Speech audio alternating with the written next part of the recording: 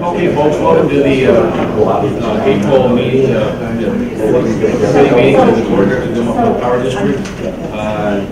Notice some time of the time and place of these committee meetings was publicized by notifying the area news media, updating the OPPD website, and by mailing such notice to each of the districts directly on April 4th, 2018. Before we get into the committees, Sure, we'd like to do a safety briefing. We're here on the 9th floor on the west side of the Energy Plaza building. In the event that we need to leave this room, we would actually take the elevators down to the main level.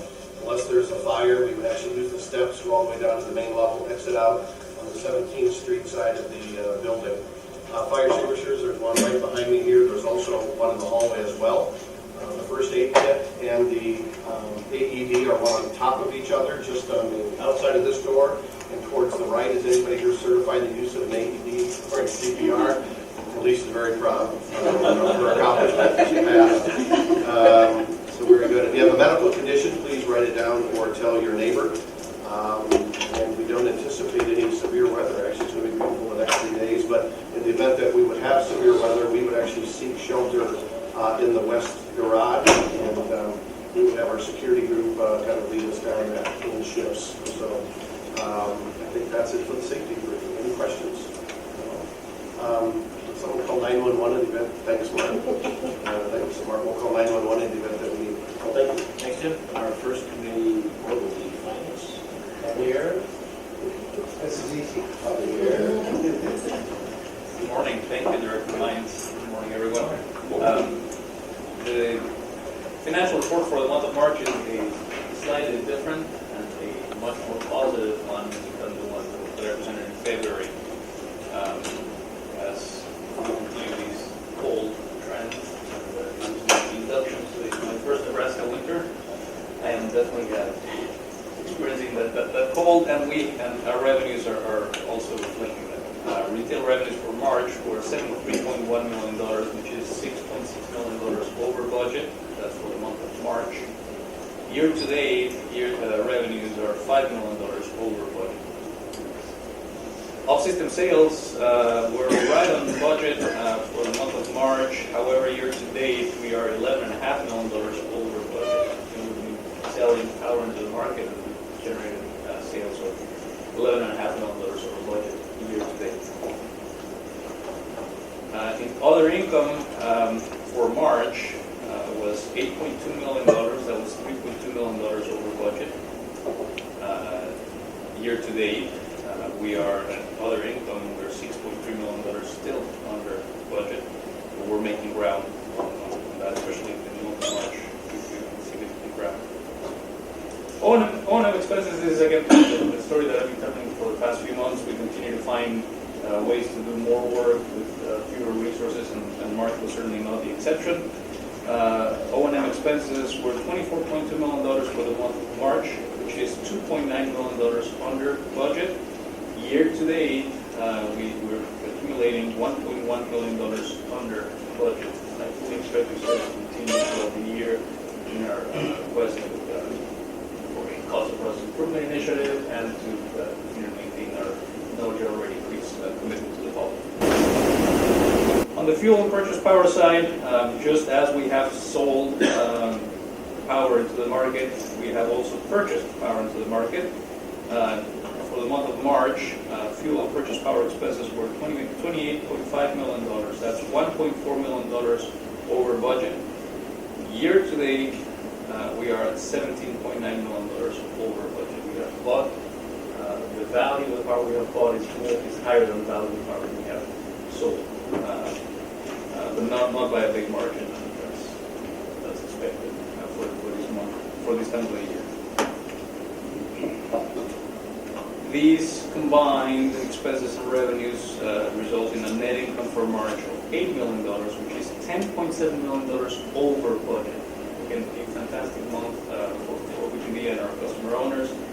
Year-to-date net income is still a loss of $2.4 million, which is $5.2 million under budget.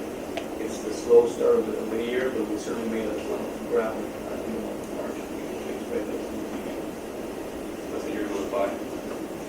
Just a reminder, the net income for 2018 is budgeted to be $79.6 million, and we believe that still there's no reason for us to change that number. We should be in a good place to meet that. Capital expenditures have been slow, as the weather outside is not necessarily conducive to a lot of work, and our crews have been busy repairing and bringing our system back online. Capital expenditures for March were $12.3 million, right on budget, $100,000, actually $10,000 over budget, so right on target. Year-to-date capital expenditures, however, are $25 million, that's $5 million under budget. As the temperatures warm up, we expect our crews to complete more capital projects. Cash balance, unrestricted cash balance at the end of March was $380.8 million. That is $18.3 million over budget. And these reflects the fact that at the end of March, we made the $34 million payment of payments in lieu of taxes. Pilot payments went out. So this amount already excludes that. So $380.8 million, $18.3 million over budget. Overall, a positive month for OPPD. Report. Do you have any questions?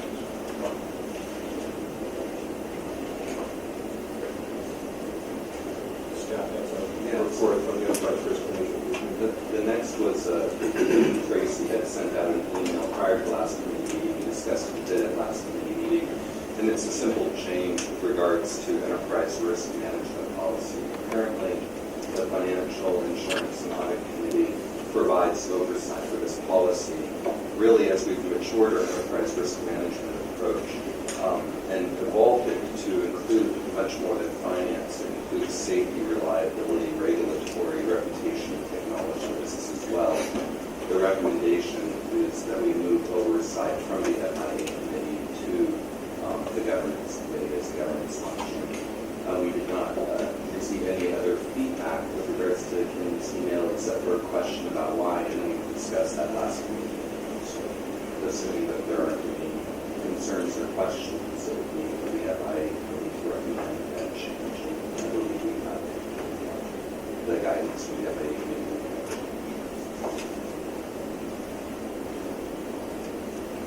No other questions?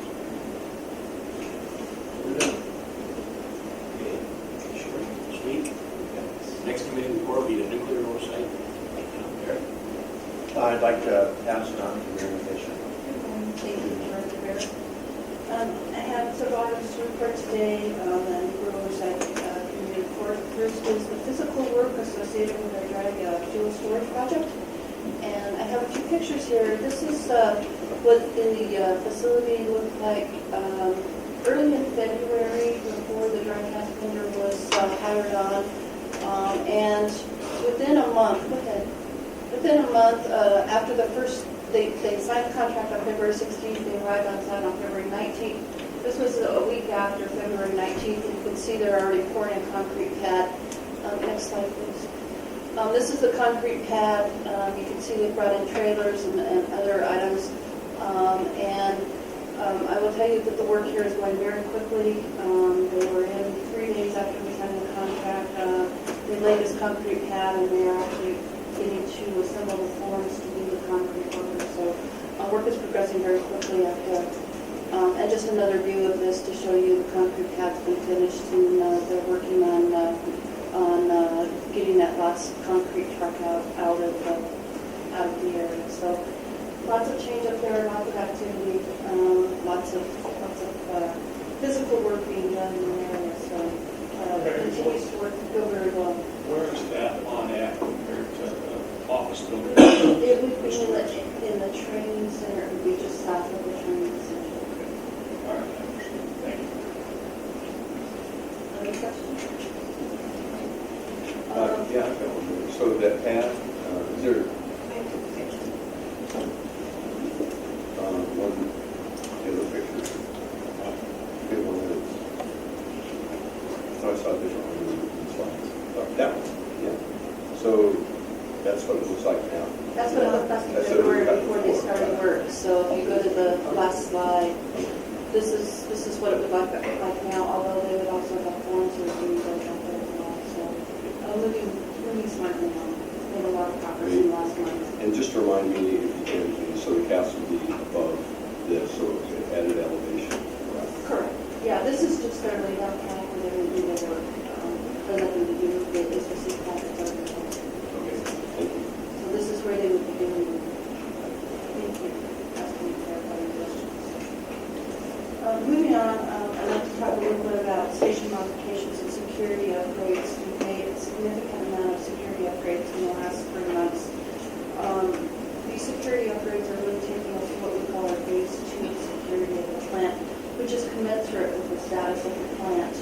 It was implemented this week, and really the overall advantage to doing this is that we think that we will save about $1.5 million annually on security overtime. So not a reduction in force, still have the same well-trained security force up there. It's just a lot less overtime that we're working, so we'll be happy to hear that their overtime is going down, and we're appreciative of that. Next major change will occur in 2020. Our winter fuel is on the independent physical storage pad, so this will be in place for a couple of years now. I have a few other things to report. This week was a big week for Fort Calhoun. Our emergency plan exemption have been received and it's now implemented. So our emergency plan is now reduced to on-site events only. We do not have a site that will go past the owner controlled area. And so that's been put into place effective this week. We also received insurance exemptions from the NRC. Those reductions will be about $500,000 annually. Is what we anticipate. All exemptions to move into decommissioning have been received and approved by the NRC. That all happened within the last week. And we have officially been transferred from nuclear reactor regulation over to nuclear material safety and safeguards, which officially puts us under NRC regulations and decommissioning. So a very good week for Calhoun. Mary, because our security has changed, does that mean we no longer engage local law enforcement training for like a 30-mile radius? No, we still have contracts in place for local law enforcement, just like we do all our other facilities. As the city, we have one as well. We depend on local law enforcement to respond, just as we always have. We also have fire agreements and local fire departments. So this is getting more like the rest of our organization in terms of relying on local entities to Sirens can go away. The sirens will go away over the next year. They are no longer in service. We've taken them out of service, so there will no longer be any sirens going off in the area. We've also notified all of the residents within the easing zone that we were taking these steps and that they would be And the big thing for this, the reason why is that the chance of a zerk fire has been decreased because it's been on. We are officially past our zerk fire. We've always had a lot of zerk fire. Yes, Oh, we are. We don't have to worry about it. We are, which really what that means is that if we were to lose all of the cooling in our fifth pool for a significant amount of time, that could start a fire. At this point, it would be a very long term, and we've got plenty of time to water that fifth pool. So it's really quite an extraordinary event that would have to occur, and really unheard of in the industry. So we are certainly past that as a business. And we don't have to see the faces of the NRC anymore. Instead, we have Just different faces. There's the different faces, and I'm going to explain the step down. It's not the same. We are still inspected by the NRC. As a matter of fact, we have security inspections coming up with this new security plan that's gone on in the next week. We also see our NMSS inspectors coming out on a quarterly basis now. But what has happened over the course of the decommissioning is we no longer have a resident inspector. And so we will continue to have strict nuclear oversight. We still have regulations that we have to meet. They will still come in and inspect and ensure that we're following all of the rules and regulations that we need to for decommissioning. NSS nuclear materials safety. And Mark DePaul has that through. Mark DePaul is, yes. So Mark was at the region responsible for Fort Calhoun. So we obviously have a relationship previously, so. Also, this is going to save me some money because we have perhaps not as much overtime with security, is that correct? Yeah, between the two, between the exemptions and the insurance and the safety, about $2 million. Was that anticipated and budgeted? Was that- It was anticipated, and we did say take some reductions in our budget, but we did not take full reductions just because we didn't know if the NRC might put some other requirements in place. But yes, it was expected to be. And so the impact of this is in our decommissioning budget. Correct. Not as we kind of separate out from the decommissioning fund to. Correct. So it would not affect our own, it would affect the funding.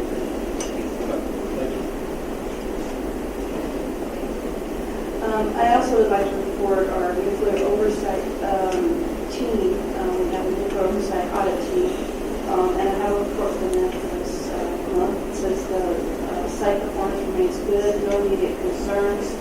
The site is focused on continuing improvement and overall safety performance. NOS, or nuclear oversight, is in its second phase of a maintenance chemistry, radioactive waste, effluent, the environmental monitoring and engineering program, and station blackout audits. So a long list of items there. They're in their first week and have no significant issues identified in this first week. They also have developed an initial surveillance plan to oversee the construction and receipt of components associated with the drive-through storage project. This effort requires site manufacturing oversight to ensure compliance with Port California Quality Assurance Program requirements. So not only are they doing our internal audits, but now they're also auditing our broadcast vendor to make sure that they are in compliance with their regulations. And I believe that completes my report. Mary, thank you very much. Further questions? All right. Thank you, Mary. Sounds like great progress this week. Yeah. Really positive. Mary, how many different levels are there? And there's, that you said were being put into the emergency planning. So what are we in now currently? The Fort Calhoun station, is there an official designation through the NRC? I don't believe there's an official designation other than doing an emergency plan response for a decommissioning. So it's just a downgrade from an operating facility.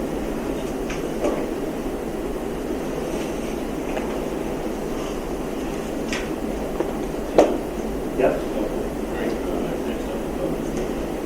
Hey, first of all, I was a little bit about we, as a public information subcommittee meeting, haven't met yet. We're going to meet on Thursday to discuss SD7 environmental stewardship. We're doing this a little bit before we present it to the main board because there's so much interest in this, and we need to get some groundwork and monitor some data, and Scott Bush is going to help us to figure out how we can do this in an organized manner and everything. So that would just be preliminary groundwork to figure out how we can do this. Because it's an important thing that keeps on being brought up in multiple SDs, and we keep on saying, okay, we're going to push that to SD7. So Scott's going to sort of bring everything else that we had discussed, and we're going to start organizing everything and not making any big decisions, obviously. So we're going to be doing that. And then next we have legislation. Tom Richards, who's been extremely busy this month, along with the rest of the entire team. A lot of them are in this room as well. This Yeah, has been and a the entire effort. team, they're all here, yeah. But Tom's been our soldier down Good morning. there. Good morning. Thought I'd go through the bills with you. We'll come back to 1008, but quickly go through the bills. We're on the 58th day of the longest short session I've ever been involved in. It's like winter, it just won't die. Yeah, I'll leave it at that. If you look at your sheet, kind of follow along, I'm going to start with LB 820. LB 820 was a bill that created a fine for people who would build energy, primarily renewable energy projects without getting a certificate from the Power Review Board. That bill has been amended into LD 1008, and I'll come back to 1008 in a few minutes, because I'm sure that's where most of the discussion will be. It's a relatively small fine. Basically, Tim Texel is trying to get people knowledgeable that when you're going to build a generation project in Nebraska, you have to have either a permit from the Power Review Board or an approval from the Power Review Board, and that's what this bill's about. I'll jump over 822, which became LD 1008, and go to LD 994. LD 994 was a study, or is a study, to study broadband in rural Nebraska.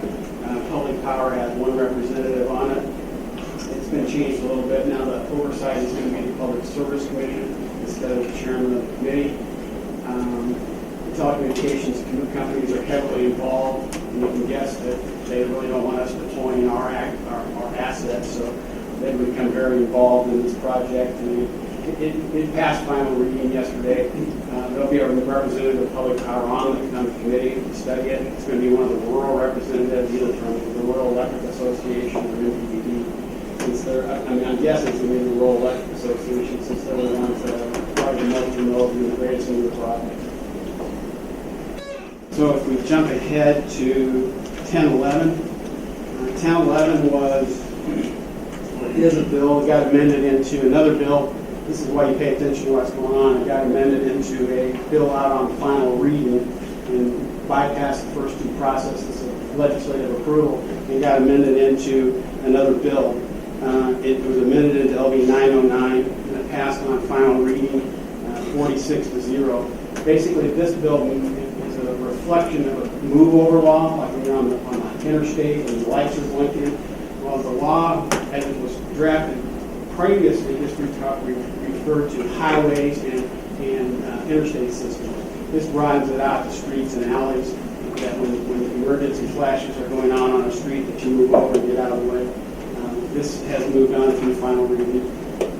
LB 1030 was a bill that dealt with the licensing, central licensing of fleet cars for public power districts. When the bill was originally introduced a couple of years ago, the bill was silent on where you paid your sales tax for new vehicles.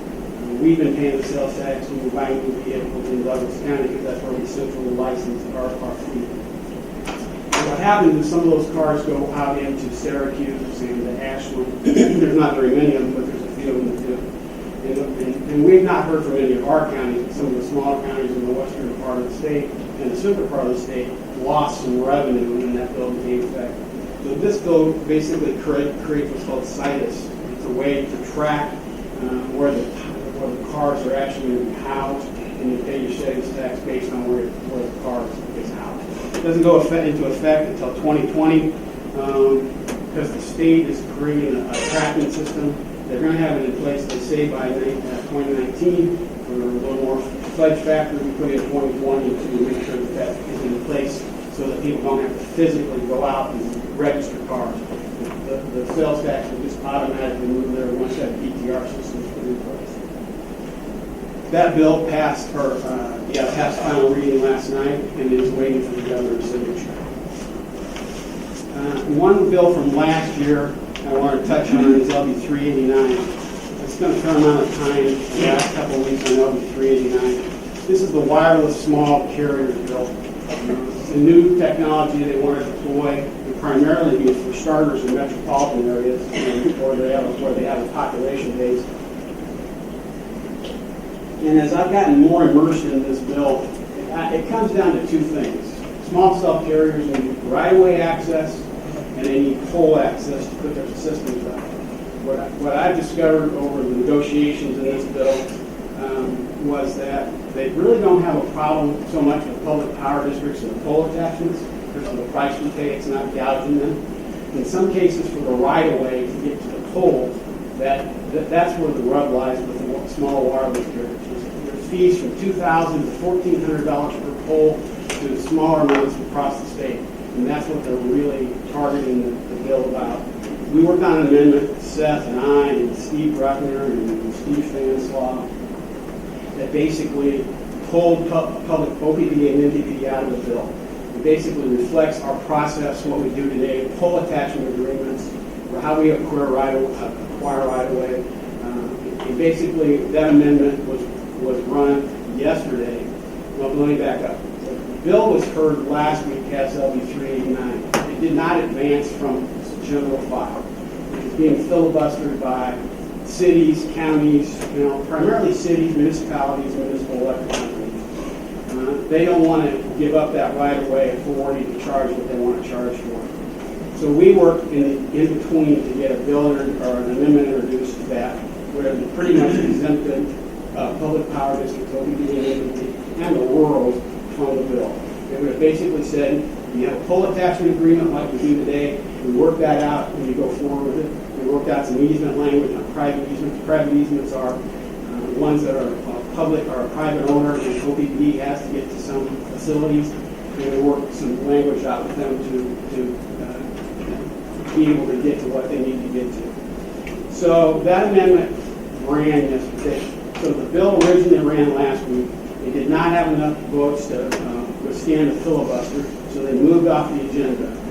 So yesterday they came back and Senator Frieden tried to run the bill on the autonomous cars. And his rationale was, well, autonomous cars are going to run on a 5G network. If you don't have a 5G network, how are you going to run autonomous cars? Well, his argument, and he ran the amendment that we worked on that basically removed OPPD and OPPD from the onerous parts of the bill. That amendment was defeated, but the whole wireless bill was defeated and it didn't move forward either. So right now, it is not advanced out of general file.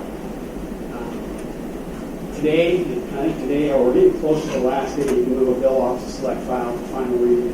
I don't know if it's today or tomorrow, but they're running out of time if they're going to move this bill, and there's been a lot of opposition. So lastly, was 1008. So 1008 was a bill that would have put back in place what we thought we had all along until Supreme Court ruling in early February. Basically, it said that, information can be confidential and proprietary if it serves no public purpose, was the basic ruling of the court. Well, everything from most actions have a public purpose. So we worked with Senator Hughes, the Speaker of the Legislature, Senator Scheer, and a number of people to get the bill put into LB 822, which was a shell bill, meaning it had different content than when we started. So we basically amended the language that we needed to fix that public records request language into that bill, had a hearing on it. Tim came down and testified, moved it out of committee, put it into LB 1008, which was a committee priority bill for the Natural Resources Committee, and moved it on. 4 senators really objected to the bill. Final vote was 42-4. We did a lot of footwork to answer their questions. Some of them, there just was no answer to the questions. They weren't going to accept what we were sharing with them. But the bill moved through general file, select file, and actually passed final reading, and it's waiting for the governor's signature. I expect him to do that probably tomorrow. Tim talked with the governor. He said he's going to sign the bill. So the sooner the better. But there's a process for signing bills when they don't come out of the legislature into the governor's office.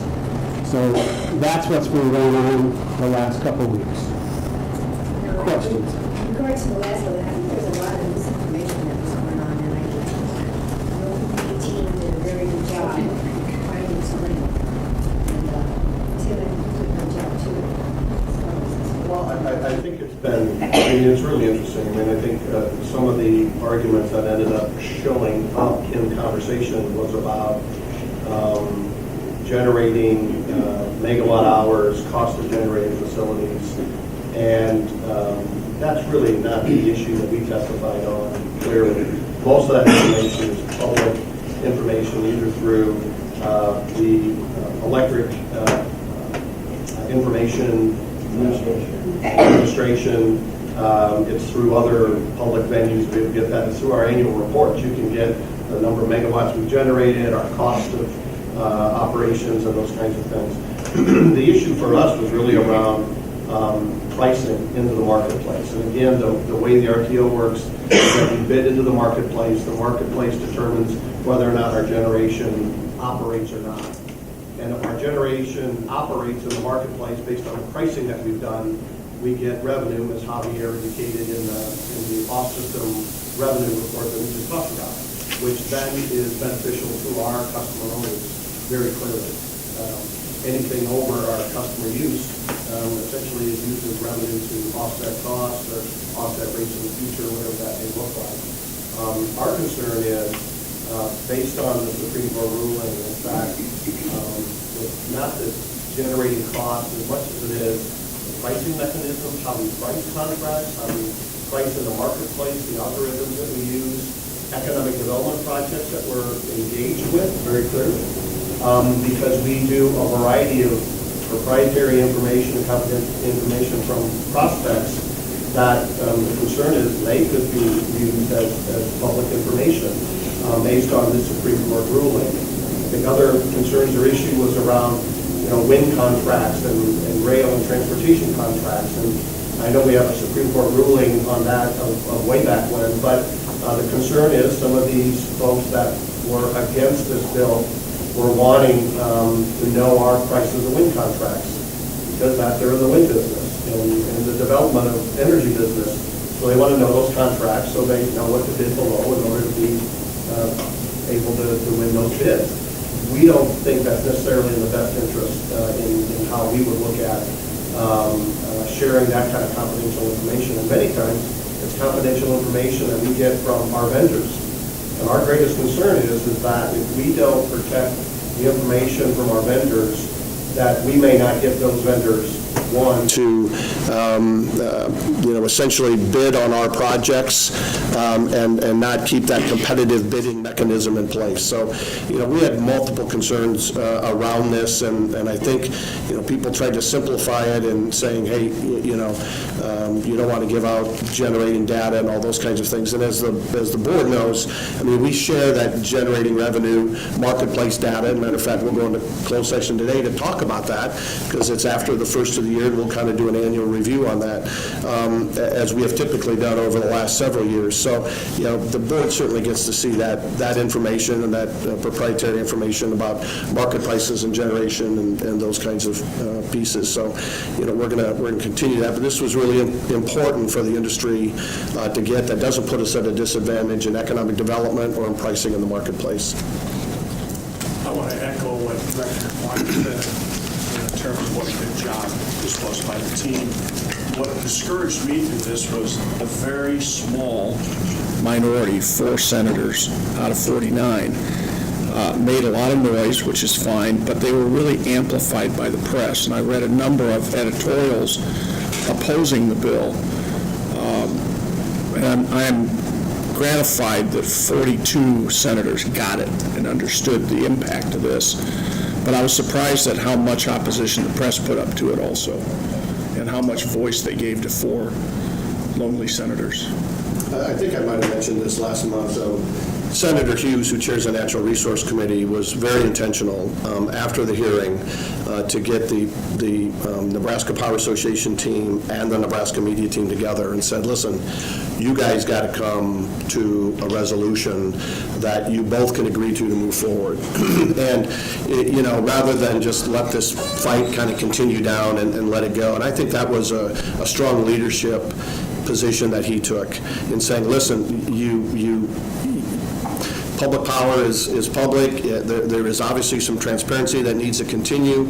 Understand the issue. And I think even Media Nebraska folks that testified understood the confidential proprietary information that we were talking to them about and why it needs to be protected. And that resolution came between the Nebraska Power Association and the Nebraska Media Group. And it was really driven by Senator Hughes in his leadership role in the Natural Resource Committee, because he understands the need to make sure public power is transparent and open and public as well. But there are pieces of our business that are very competitive that we just have to be sensitive to. And I think the Nebraska Media Group understood that, and I think obviously the Nebraska Power Association understood it, and the Natural Resource Committee understood it. So we're thankful for those that are really wanting to understand what this bill does and the impacts to public power, and the impacts really, not to public power, but to our customer owners, because that's who would have the negative impacts, would be our customer owners. John, you'd agree that NPPD and LES were equally engaged as OPPD. I mean, it was a group. Yeah. Absolutely. Very successful. I told Senator Hughes when we were done with the final reading that this is the most interesting bill in the 25 years I've been doing this that I've been involved in. I mean, it was an interesting way to get an emergency piece of legislation passed. And the other thing that you need to understand is that this impacts every political subdivision in the state of Nebraska. I think next year you're going to see the political subdivisions of the state of Nebraska going, what the heck, and why didn't we fix this? Would you agree with it? Absolutely. So the university's already discovered some of their competitive information and research is a matter of public record, and they're going to work hard to close that loop. And it was a team. It was an OPPD team effort. Joe Lang and Seth and Lisa and others. Steve was involved, and then the NPA. And it still wasn't an easy lift, but we managed to get it done. It was tough for me to get my arms around the issue. It wasn't until we got that director's document that was a couple of minutes long and fully explained the issue. So I was very thankful for that, and I know I wasn't your audience. The audience needed to be the unicameral. You said, played out in the papers. So being able to explain all of that, as you just did, is very valuable, and I thank you for that. You know, when you look at it, there's still this tension that we're the only public power state in the country. And we're public power, and we have to give the information as much public as possible. That's why we have the directors, that we can get that very sensitive information. As directors, we receive the information. But at the same time, we have to compete with all the investor-owned people who don't have to give that sensitive information either. So, you know, it would be like giving our playbook to everybody if we gave that type of information. And it's a tension that we have with public power that we really, I think we're more open. If you look at all the data, you can ask Mrs. Tracy how much information she hands out every day to different people, and a lot of the financial data and everything we do share and everything. So, but there's always a little tension. What should be given and what shouldn't be given? And this is a very, very good bill, and I'm glad it happened to protect public power is what it's doing. Other questions for me? Yeah. Yes, sir. Interim studies, we don't usually take position in support of those. Interim studies, yeah, positions usually aren't taken. We're in the process of gathering a list of interim studies.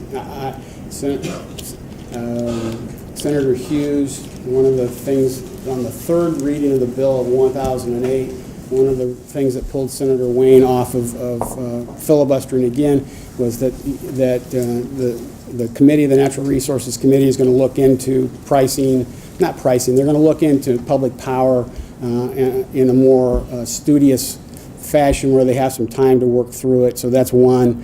We'll have a list in the next 2 weeks or so that puts together the studies that we'll look at. I've got one quick question. I haven't been doing this long, but I'm a little bit surprised at the frequency with which we've taken a different position than the NPA.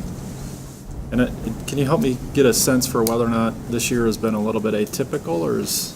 So the two positions that are different than the NPA would be on LB 1054, which would have basically done away with wind for export law, which we're currently building a number of wind projects under. Under Senator Brewer's bill would have basically been done away with. So we're in a different position in our generation mix. I'm speaking with what I know, so if there's others that have more detail than I do, pipe in. But you know, we're a different mix than some of the other utilities, and we went a different path. And that bill stayed 4-4 in the committee, and didn't have a Senator Brewer's priority bill, and it didn't emerge because he couldn't get the fifth vote to get it out of committee, which from our standpoint was probably for the business that we're doing a good thing. The other one was on LB 389. You know, there's some hard feelings over LB 389 because The munis, because their issues right away, was a little troubled that we drafted an amendment that basically took us out of the bill. My position is OPPD is the client, my employer, and you do what's best for the OPPD people. And NPD took the same position. So those are the two that I can think of right now where we were in a little different spot than the rest of them. And the impact of the wind for export is kind of interesting. I mean, we talked a lot about that, and this was kind of how this bill kind of moved through the process.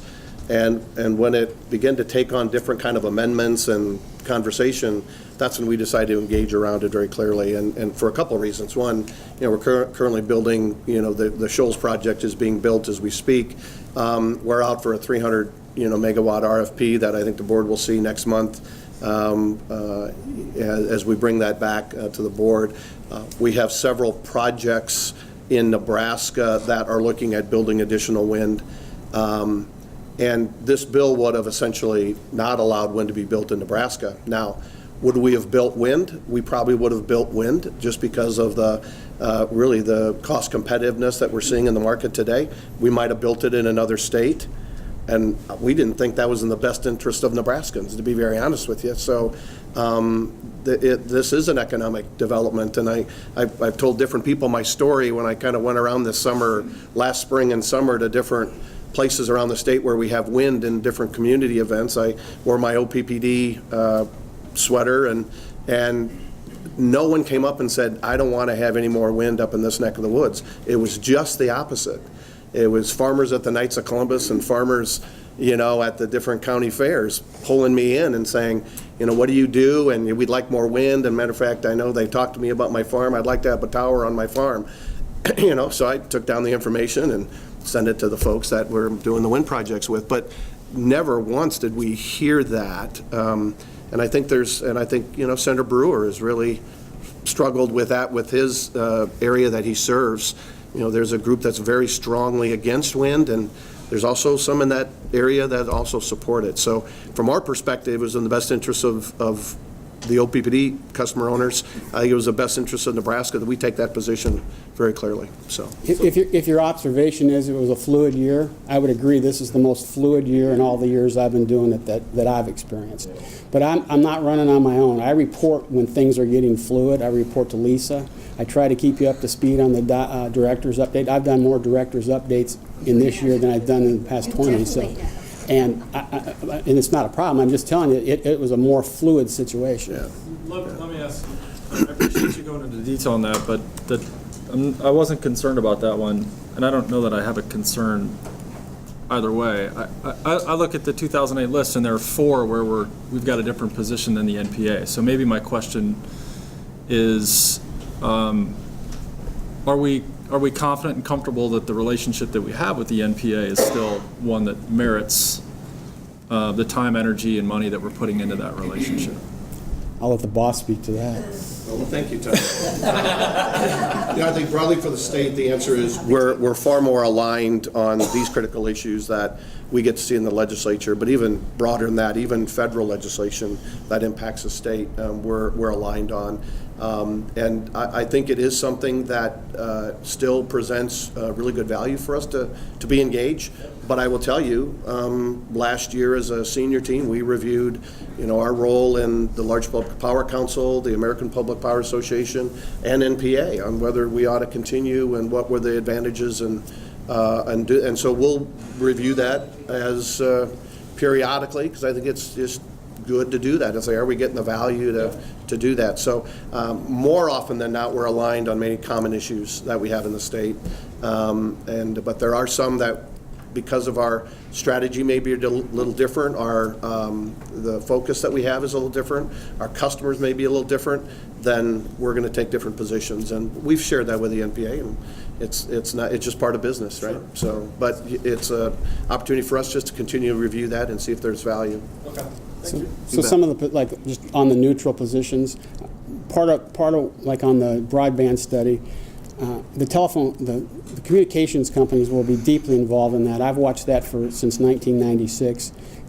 getting involved in that, if you're not really, it's not really directly involved in our day-to-day business, watching it, reporting on it's important, but to get in and say you're going to oppose it or support it, it's best, that's why there's a difference there. Thanks for that. Thank you. Thanks, Tom. Appreciate all your work this year. Is that it? Yep, that's it. Okay, our next committee is systems management. Mr. Yoder. The committee met, had a call and met last Thursday. So we'll go over the agenda and just summarize what we talked about there. Items 1 and 9 are tied. Director McGuire had asked that we take a look at some of the emission changes from the Northo coal-fired operations. The reason they're tied, as we looked at the emissions and the environmental impact, is that we kind of there was a discussion and a request, and I guess it's a request of the board, that we were going to look at SD9, but management has asked that we move that off a little bit because SD7 is a driver of SD9. Could you explain, since people are listening, what SD9 is? Sure. SD9 is the resource planning, SD, and SD7 is the environmental stewardship, SD. So that was the information that was given to us. We went over it. It was a lot of good information. It was past history as well as a projection into the future, which meant that it was confidential. But looking at it, that was the understanding. There was a discussion with Director Trine and others on the call that we can probably tweak some of those numbers, and I've had follow-up discussions with Mary on that. But it's probably going to rest with the SD7 folks. Yeah. The information we'll be taking a look at as part of SD7 evaluation. Is that right? I'm seeing nods. It Okay. could be. All right. That's it. This is, it's the groundwork on Yeah. Thursday. Yep. Okay. So the question, I guess, I don't know when SD9 was proposed to be reviewed for the committee, but looking at last year's monitoring report, both SD7 and SD9 were in July, and I think it's appropriate, and I think other people on the call thought it was appropriate, that we do wait until SD7 formalizes, has structure, and a certain direction. So I know we aren't voting here, but that's just. Yep. Yeah. So we also took a look at the 5-year fuel plan. That's something that we will see again in the corporate operating plan. And I see here on our crib notes here for internal use that the corporate operating plan is a November and December review. Okay, so that'll come up for everybody at that time. And then there was a brief discussion on solar. My ask of Mo and Mary is that at some time when we talk about solar and this community solar, that we kind of look at, if it got bigger, how it would impact the system. And that's kind of the issue. We're a systems committee, so looking at it not just as a project, but what are the cascading and knock-on impacts of bringing on more solar? And they've promised to do that.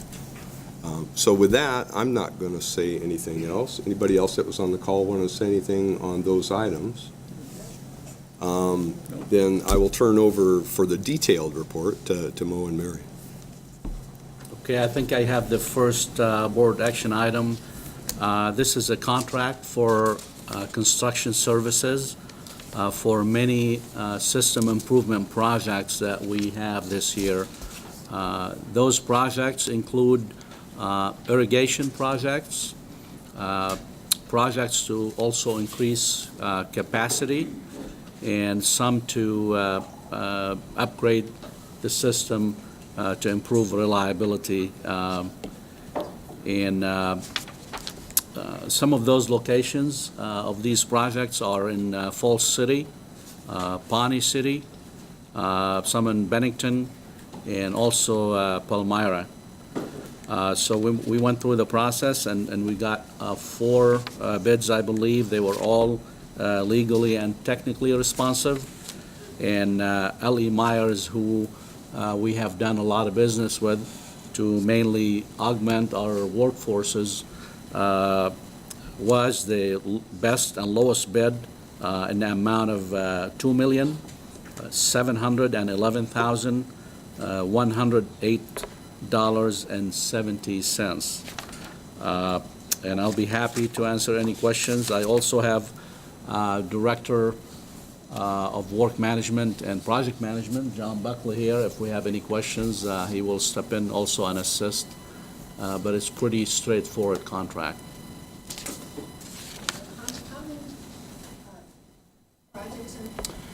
In this? Yeah, I think we have about 5 to 7 projects. Yeah. So we have Bennington, we have Palmyra, we have north and rural and also south irrigation projects. We have many smaller ones to improve and prevent interruptions. The power quality projects, we have some that we're rebuilding up to 4.5 miles of distribution overhead lines. We have some close to a mile, so it's really all over the place. We're doing a lot of improvements in a proactive way to make sure that we're ready for new load and to make sure that we're again proactively preventing some of the power quality issues that we could see coming because of the increase in load and also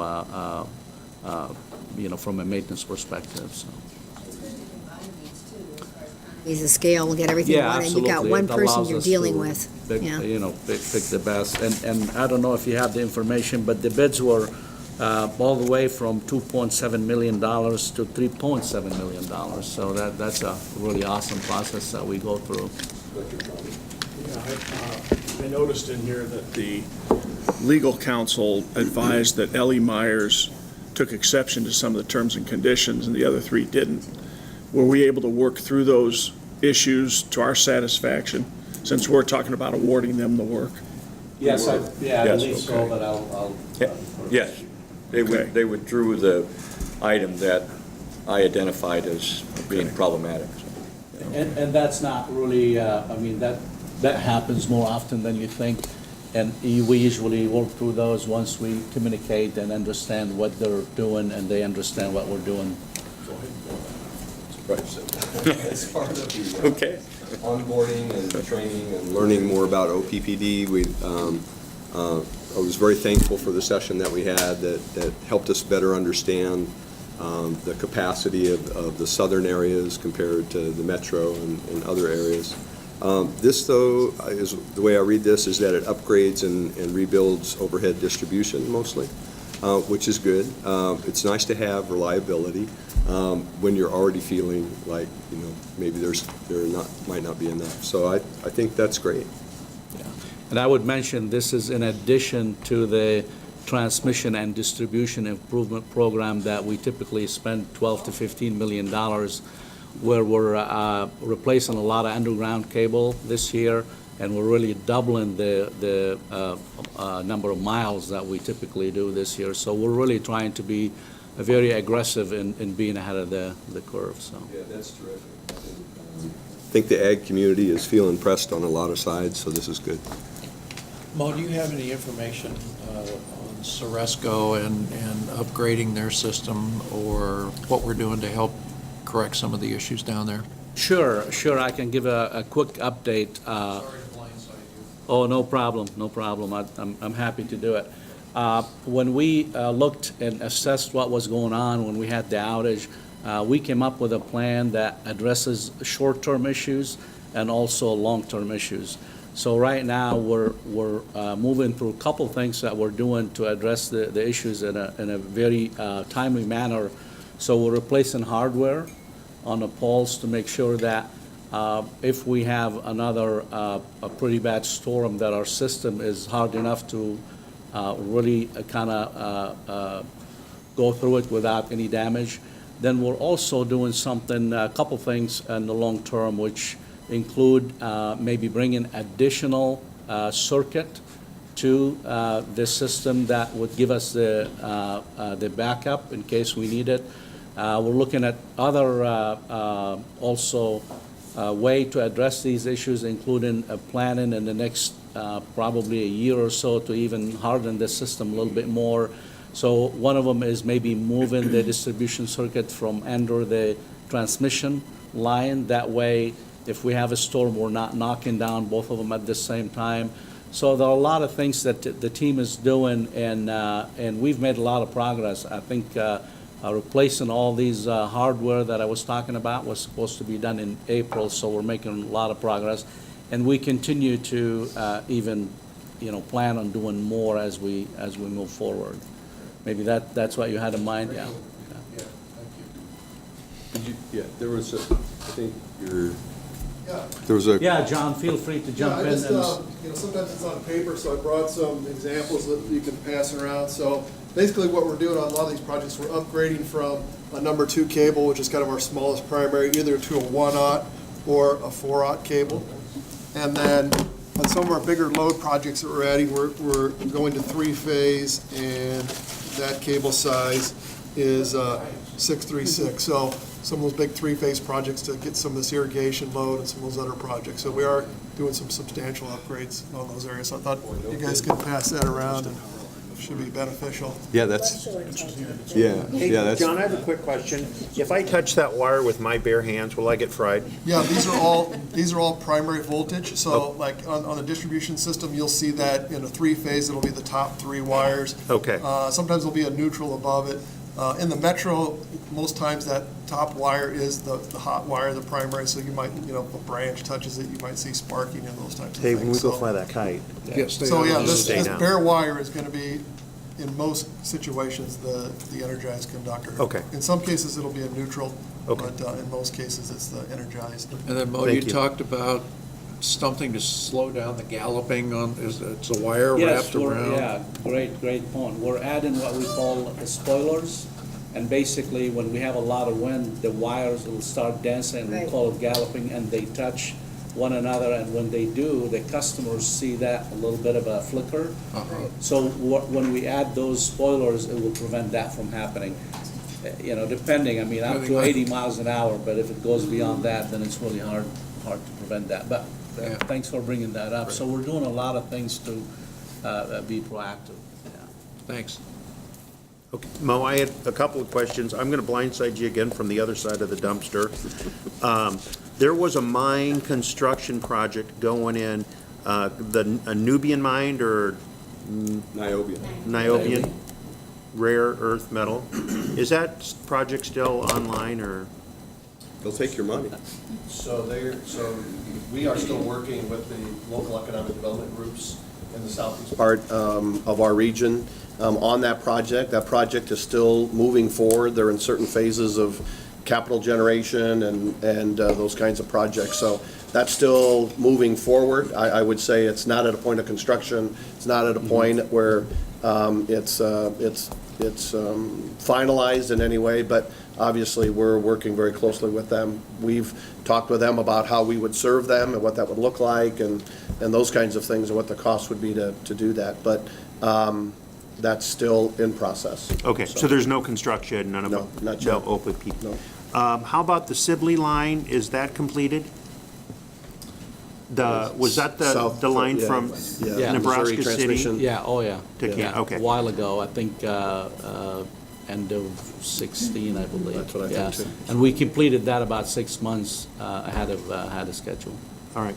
And how about on the Elkhorn line, any more easement conflicts or right-of-way issues? I think we're kind of in the final stage of really finishing everything. I think we have a couple issues that we're working with, Lisa and Steve.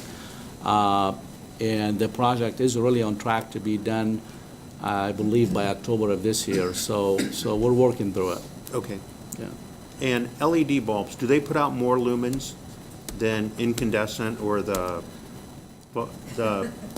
I think I'm going to ask. Somebody came to me at a candidates forum and said, oh, those LED bulbs, Those are so Yeah, I'm weak and gonna phone a down. friend. I'm gonna ask the team to jump in here and help out. You're talking about streetlights? Yeah. Okay. I like that. phone a Is it friend. objective or subjective?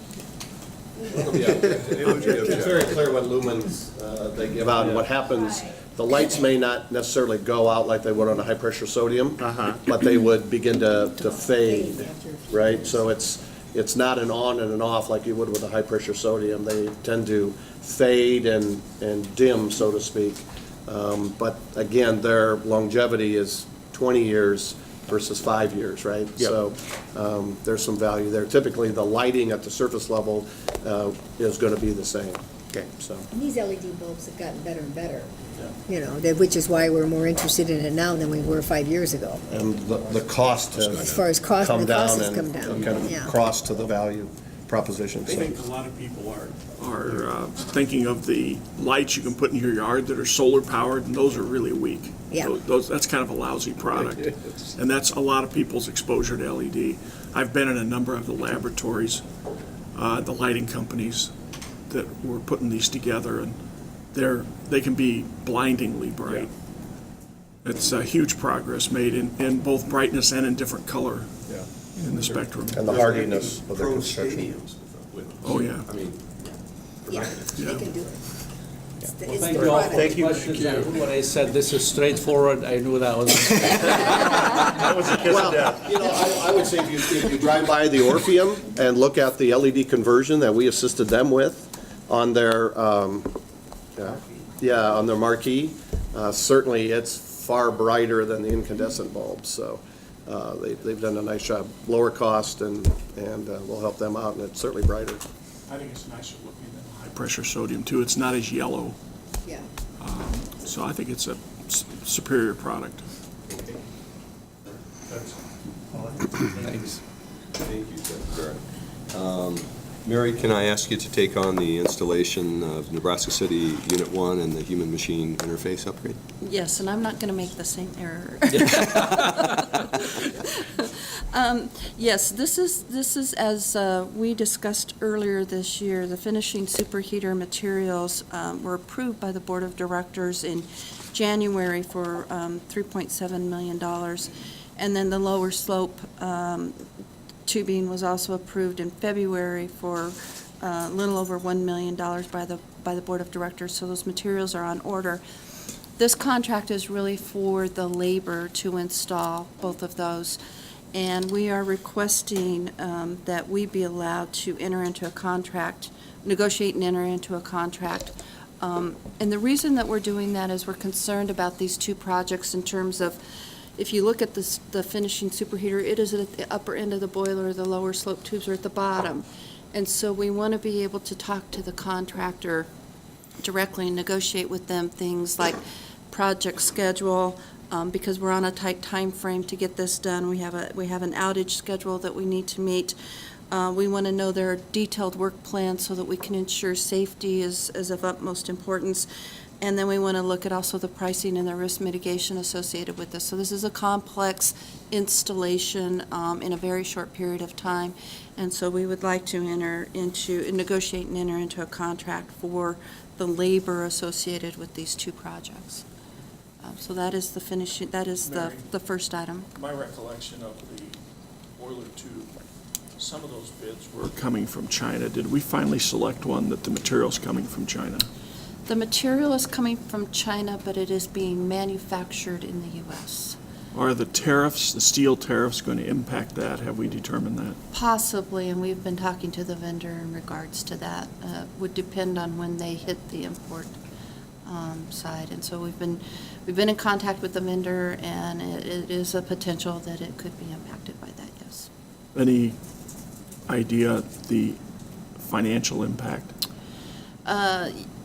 Yes, but I'd like to negotiate that with them. Okay, all right. Other questions? Negotiate, do we have to have more votes than, do we have to have a super vote for this? You do. Okay. You have to have two-thirds. So if this goes and meets consent agenda, we have to make sure that everything is at least over 2/3? Okay. Good point. Yeah. And then the second item, if we're ready to. And by the way, it is put on the consent agenda. for Yeah, it now. is on the consent agenda now, yes. I will clarify that every action item is on the consent agenda as of right now. Okay. Yeah. I assume that we've done this work before, right? And so we've bid it out before, and, I mean, any reason that when we've done it previously, was it typical closed bidding then?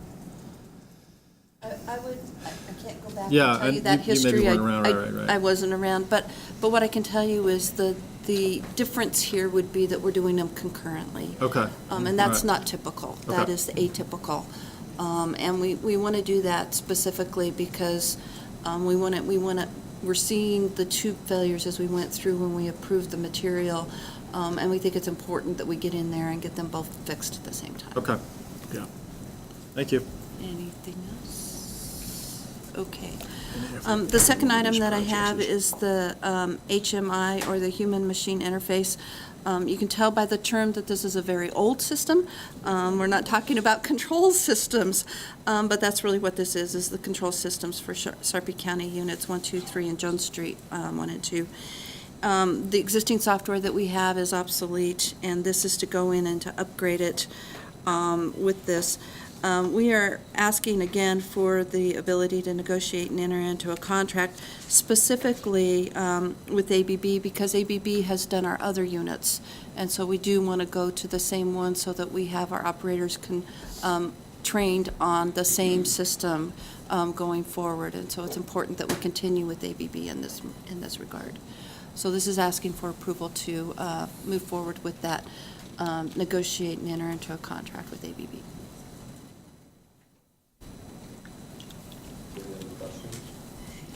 I have one. Do you interface with Kate Brown on this? Since a lot of this might be IT Kate stuff. answer that. Kate, do you interface with this? We've been evolving how we interface those. So in the past, it would have been a little bit more distant. We've been merging together on a cyber side, on a system side, so we have a consistent view across the organizations. So we're growing that capability to merge together. Good, that makes me feel better. Our teams talk a lot. They do. So, on that note, sorry to go off on the tangent. Seems like I just saw an update that there was federal legislation or regulation about keeping things separate. Proposed? No? All right, I'll look it up. See. Well, maybe Kate can. So I just wanted to clarify something. When we're saying we're merging together, we're talking in terms of how we collaborate, not that we're bringing the systems into the same environment, because I think that's more of what you're referring to in terms of creating that space between the systems from a security perspective. Correct. My understanding was that. I just want to clarify what I'm referring to. The comment I made it very confusing. Yeah. Yes, This is more about the collaboration between our teams on projects such as this, and that we are collaborating, I would say, much more closely than historically. That's terrific. Any other questions or comments? Systems report is complete. Thank you. Thank you very much. Next committee is governance. Committee Chair Yates is not able to attend today, so I'll try and pinch hit for him. Our committee met yesterday, April 9th, and discussed a couple of items, including we had initial review over the recent survey that my fellow directors were asked to take, dealing with your perspectives on board compliance with policy and effectiveness. We'll have further review and then discussion during the May committee meeting. We also discussed SD1, potential revisions to that strategic directive. And again, we will have a recommendation for consideration during May's committee meeting. Okay. The next item we have is actually deals with an update on our pending litigation. That will be in closed session, along with a second item as well. I don't think I can make a motion. I can read it. Probably. I So, can do Ann, it, you wanna go yeah. ahead? I'm sorry. I move that the board go into closed session at this time, 9:44 a.m. for a discussion regarding a litigation update and revenue and expense data on OPPD generating facilities.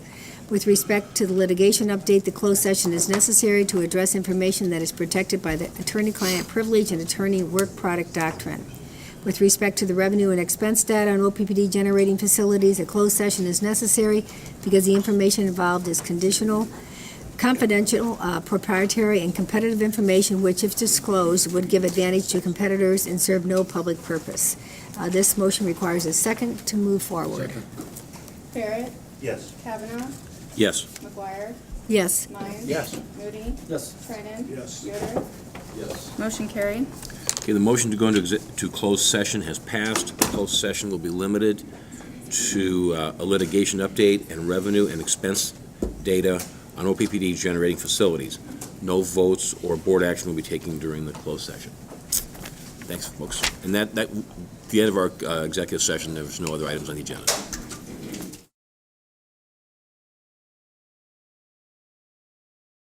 We're good. Okay, hey, motion and second is required to reconvene in open session. Second. The motion and a second? Barrett. Jim? Yes. Kavanaugh. Yes. McGuire. Yes. Lyons. Yes. Moody. Yes. Trinan. Yes. Yoder. Yes. Motion carried. Okay, the motion to come out of closed session at 11:10 a.m. is carried. The closed session was limited to a litigation update and revenue and expense data on OPPD generating facilities. No votes or board actions were taken during the closed session. We're adjourned. And on Thursday, I will announce, I don't know where our distinguished UNO alumni went, but Mo is going to be identified as a distinguished UNO great. alumni. And so you'll all be invited to a little lunch that he'll have, and so I'll say that on Thursday. I think I can. The announcements came out yesterday, so I think, yeah, so I think I can do that. So Cool. very well deserved. Very good.